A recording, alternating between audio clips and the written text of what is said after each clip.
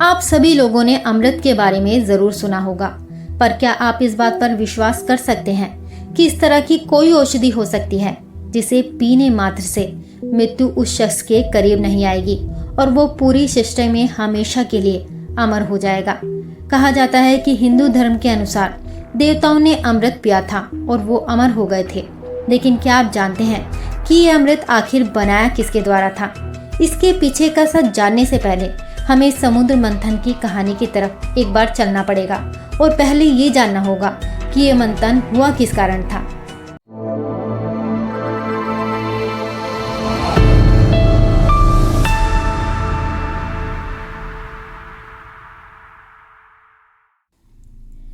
एक बार की बात है, शिव जी के दर्शनों के लिए ऋषि दुर्वासा अपने शिष्यों के साथ कैलाश आ रहे थे।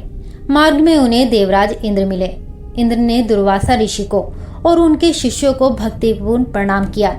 तब दुर्वासा ऋषि ने इंद्र को आशीर्वाद देकर विष्णु भगवान का परिजात पुष्प प्रदान किया। इंद्रासन के गर्भ में चूर इंद्र ने उस पुष्प को अपने ऐरावत हाथी के मस्तक पर रख दिया। उस पुष्प का स्पर्श होते ही ऐरावत सहसा विष्णु भगवान के समान तेजस्वी हो गया। उसने इंद्र का परित्याग करके उस दिव्य पुष्प को कुचलते हुए वन की ओर चला गया। इंद्र द्वारा भगवान विष्णु के पुष्प का तिरस्कार होते देखकर दुर्वासा ऋषि के क्रोध की कोई सीमा न रही। उन्होंने देवराज इंद्र को श्री लक्ष्मी जी से हीन हो जाने का शाप दे दिया। दुर्वासा मुनि के शाप के फलस्वरूप लक्ष्मी उसी क्षण स्वर्गलोक को छोड़कर अदृश्य हो गई। लक्ष्मी जी के चले जाने से इंद्र आदि देवता निर्बल और हीन हो गए। उनका वैभव लुप्त हो गया। इंद्र को जब दैत्यों ने बलहीन देखा तो उन्होंने देवताओं पर आक्रमण करके पूरे स्वर्गलोक पर अधिकार कर लिया। तब इंद्र देवगुरु बृहस्पति और अन्य देवताओं के साथ ब्रह्मा जी की सभा में उपस्थित हुए। इस पर ब्रह्मा जी बोले, देवेंद्र भगवान विष्णु के भोग रूपी पुष्प का अपमान करने के कारण रुष्ट होकर भगवती लक्ष्मी तुम्हारे पास से चली गई हैं। उन्हें पुनः प्रसन्न करने के लिए तुम भगवान नारायण की कृपा दृष्टि प्राप्त करो। उनके आशीर्वाद से तुम्हें खोया वैभव पुनः मिल जाएगा। इस प्रकार ब्रह्मा जी ने इंद्र को आश्वस्त किया और उन्हें लेकर भगवान विष्णु की शरण में पहुंचे। वहां भगवान विष्णु भगवती लक्ष्मी जी के साथ विराजमान थे। देवगण भगवान विष्णु की स्तुति करते हुए बोले, भगवान आपके चरणों में हमारा बारंबार प्रणाम। भगवान, हम अपने उद्देश्य से आपके पास आए हैं, उसे पूरा कीजिए। दुर्वासा ऋषि के शाप के कारण लक्ष्मी जी हमसे रुष्ट होकर चली गई हैं और दैत्यों ने हमें पराजित कर स्वर्ग पर अपना अधिकार कर लिया है। अब हम आपकी शरण में हैं, हमारी रक्षा कीजिए। भगवान विष्णु त्रिकालदर्शी हैं। वे पल भर में ही देवताओं के मन की बात जान गए। तब वे देवगण से बोले, देवगण मेरी बात ध्यानपूर्वक सुनिए, क्योंकि केवल यही तुम्हारे कल्याण का उपाय है। दैत्यों पर इस समय काल की विशेष कृपा है, इसलिए जब तक तुम्हारे उत्कर्ष और दैत्यों के पतन का समय नहीं आता तब तक तुम उनसे संधि कर लो। क्षीर सागर के गर्भ में अनेक दिव्य पदार्थों के साथ साथ अमृत भी छिपा है। उसे पीने वाले के सामने मृत्यु भी पराजित हो जाती है। इसके लिए तुम्हें समुद्र मंथन करना होगा। यह कार्य अत्यंत कठिन है, इसलिए कार्य दैत्यों की सहायता से कीजिए। कूटनीति भी यही कहती है कि आवश्यकता पड़ने पर शत्रुओं को भी मित्र बना लेना चाहिए। इसके बाद आप सभी अमृत पीकर अमर हो जाएंगे। उसके बाद दैत्य भी आपका कुछ नहीं बिगाड़ पाएंगे। भगवान विष्णु ने देवताओं से कहा कि दैत्यों की सारी शर्तें मानें और इस बात का ध्यान रखें कि शांति से सभी कार्य पूर्ण किए जा सकते हैं। क्रोध करने से कुछ प्राप्त नहीं होगा। भगवान विष्णु के परामर्श के अनुसार इंद्र और अन्य देवता दैत्यराज बलि के पास संधि का प्रस्ताव लेकर पहुंचे और उन्हें अमृत के बारे में लालच देकर समुद्र मंथन के लिए तैयार कर लिया। अब समुद्र मंथन के लिए समुद्र में मंदराचल को स्थापित किया गया और वासुकी नाग को रस्सी बनाया गया। उसके बाद दैत्य और देवता अमृत पाने के लिए समुद्र मंथने लगे। अमृत पाने के लिए सभी पूरे जोश से इस कार्य को करने में लग गए। सबसे पहले समुद्र मंथन से कालकूट भयंकर विष निकला। उस विष की अग्नि से 10 दिशाएं जलने लगी। सारे प्राणियों में हाहाकार मच गया। उस विष की ज्वाला से सभी देवता और दैत्य जलने लगे और उनकी कांति फीकी पड़ने लगी। इस पर सभी ने मिलकर भगवान शंकर की प्रार्थना की। उनकी प्रार्थना पर महादेव जी उस विष को हथेली पर रखकर उसे पी गए। किंतु उसे कंठ से नीचे नहीं उतरने दिया।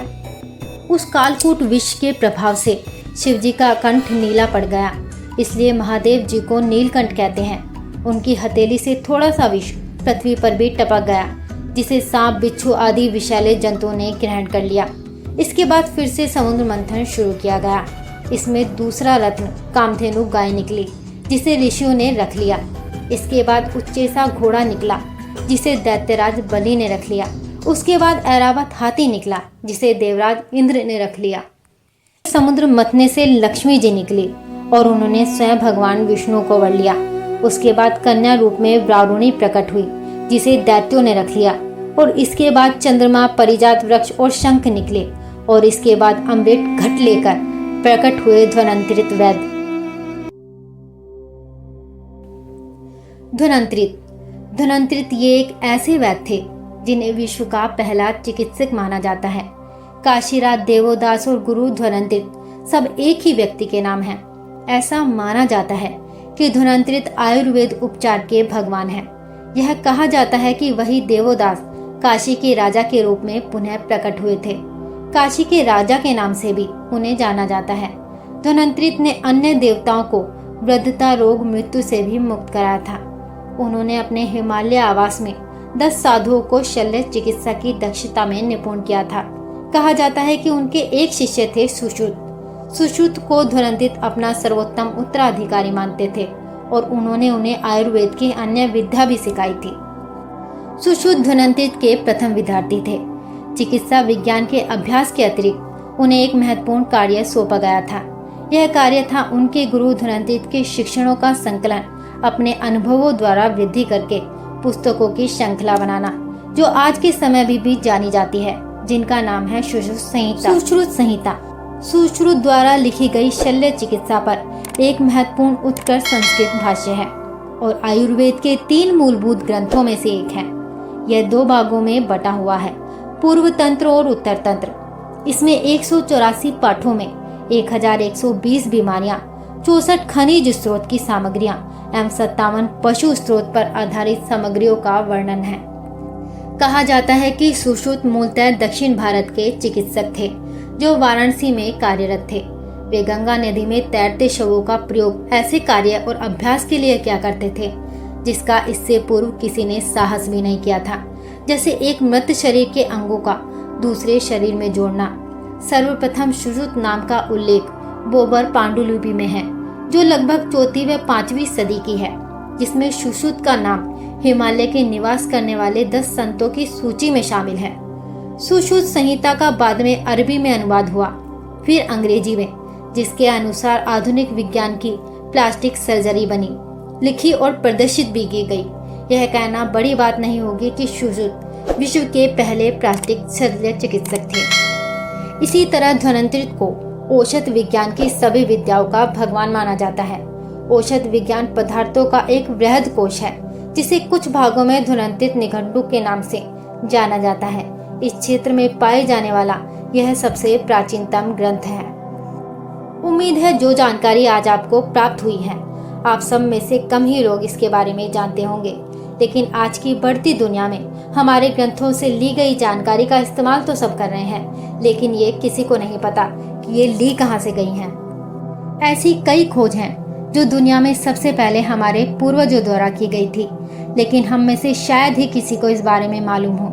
कहा जाता है कि पृथ्वी गोल है, पृथ्वी की सूर्य से दूरी कितनी है, यह सब हमारे ग्रंथों में पहले से ही वर्णित है, लेकिन इसे जानता कोई नहीं। ऐसी ही जानकारियों से जुड़ा रहने के लिए हमारे चैनल को अभी सब्सक्राइब करें।